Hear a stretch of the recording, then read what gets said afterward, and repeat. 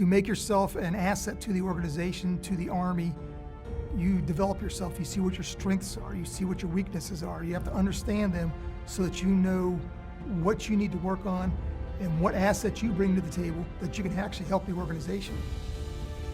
Before deciding on a direction for your self-development, it is important to understand your current strengths and weaknesses.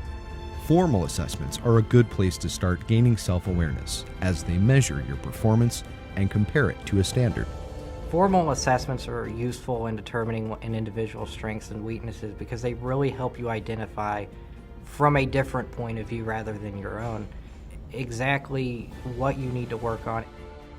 There are many formal assessments for leaders. There's your non-commissioned officer evaluation reports, your officer evaluation reports, quarterly counseling, event-oriented counselings. Gathering feedback from others is another useful way to identify your strengths and weaknesses.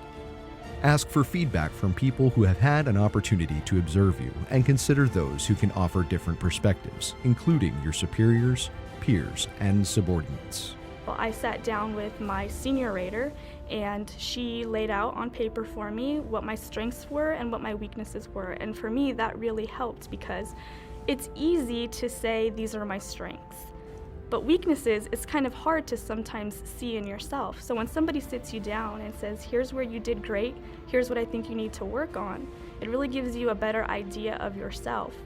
And I think that gave me a really good assessment of where I stood, especially from my senior rater's eyes, because like I said, it's hard to look at yourself and assess your weaknesses. It really helps to hear it and to see it on paper, and it gives you something to work towards. I feel it's important for everyone to seek out peer support for development.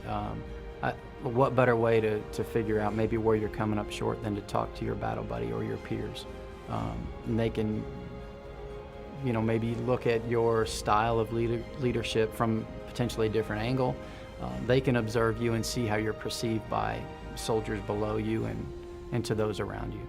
I have received feedback, for example, after I teach a course, I'll get up in front of the section and all the 42 alphas within the battalion, and I'll go over something, and part of it, the AAR process, is to actually say, is there anything for this course that you would have liked to see? Is there anything from my teaching style which made either the material difficult to understand or easier?